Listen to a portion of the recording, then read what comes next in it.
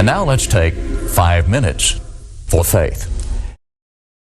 I'm thinking today about Matthew chapter 17. I mean, there's so many remarkable passages about Jesus that just give you a sense of His majesty, of His greatness, and inspires the kind of confidence that you and I justifiably have in Him. Now, in Matthew chapter 17, you perhaps will remember we have what's described as the Mount of Transfiguration.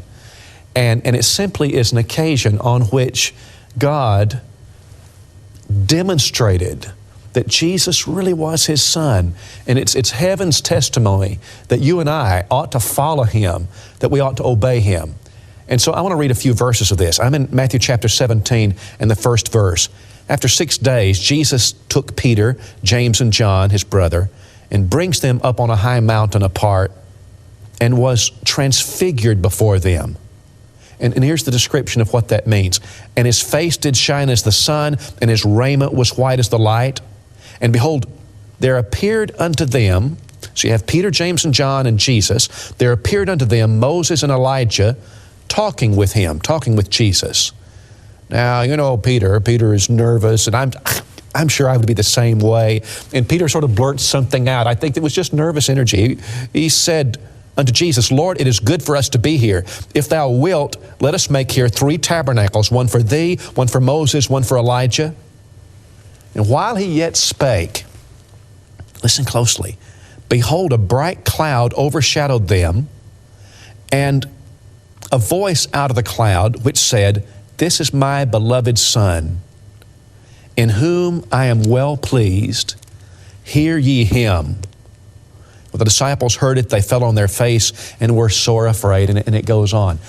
This is so interesting. Now, this is not the only time that God from heaven has interrupted the silence of heaven to testify that Jesus is pleasing to Him. Now, you remember the other time was when Jesus was being baptized by John the Baptizer, John the Baptist. And so God said it then, This is my beloved Son in whom I'm well pleased. But here on the Mount of Transfiguration, God adds something. And that's what I want to talk about. That's what I'm thinking about today. Hear ye Him. What's the significance of that?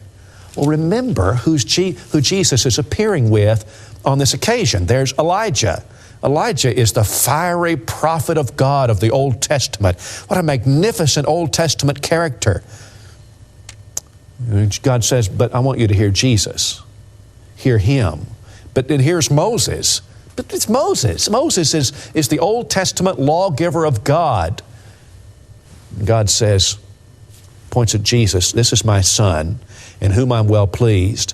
I want you to hear Him. Now, John chapter 1 sort of plays this out. I don't mean the transfiguration, but who we're supposed to hear.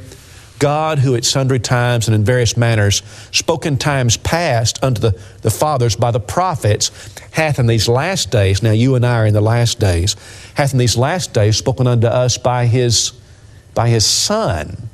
Now, this becomes terribly important when people open the book and they're unfamiliar with it or perhaps confused about what passages are applicable to them personally. Now, I know there's a broad sense in which all of it's applicable to us. The whole Bible, Old and New Testaments, are wonderful.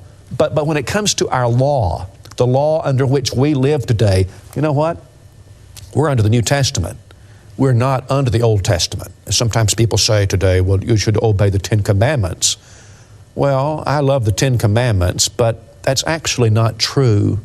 You see, there are many principles, most of the principles, 10 Commandments, that are repeated in some way in the New Testament. And we're responsible for those, but not because they're stated in the Old Testament, because they're stated in the New Testament. That's what makes it obligatory to us. Now, there are other passages which demonstrate this. Colossians 2 and 14 says that when Jesus went to the cross, He nailed the old law to the cross. And some people have become confused and said, well, that's some of the Old Testament, but not all the old law. 10 Commandments are still applicable, those kinds of statements. But Paul forever clears this confusion up in Romans chapter 7, the first 7 verses. He said, now it's like this. We're under a different law today, and it's very much like a woman. And now, let me read it to you. A woman which hath an husband. A woman which has a husband is bound by the law to her husband so long as he lives. But if her husband be dead, she's loosed from the law of her husband. So that if, while her husband lives, she be married to another man, she should be called an adulteress. But if her husband is dead, she's no adulteress, though she be married to another man. And then Paul says, you know what? That's how it is with the law. He said the law was important, so important. And he even cites part of it and says, you know, the law that says, thou shalt not covet, that's the Ten Commandments, by the way. He says that's very important, but we're dead to that old law. It's like a woman whose husband dies and now she marries someone else, and now we're subject to the new law or the New Testament of Jesus Christ. I love to think about the Mount of Transfiguration because it was here, you see. At least on one occasion, it was here when heaven itself, when the Ancient of Days, God Himself, interrupts the silence of heaven to testify boldly and loudly and forevermore that Jesus Christ is His Son, and He was pleased with Him. And then this caveat, I want you to hear Him. Folks, let's live our lives adhering to the principles of the New Testament, because in so doing, we're obeying what God said, to hear Jesus.